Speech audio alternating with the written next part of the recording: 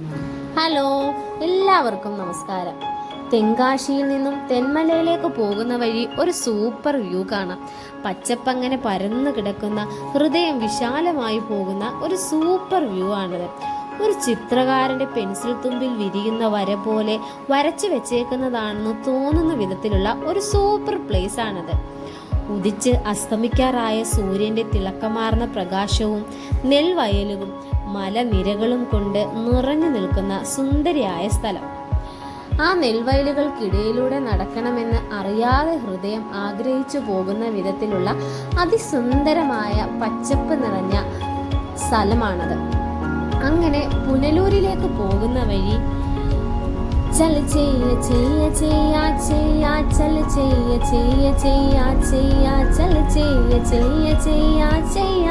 ഈ സോങ് എല്ലാവരും കേട്ടിട്ടുണ്ടാവുമല്ലോ. ഈ സോങ് ഷൂട്ട് ചെയ്ത സ്ഥലമാണിത്.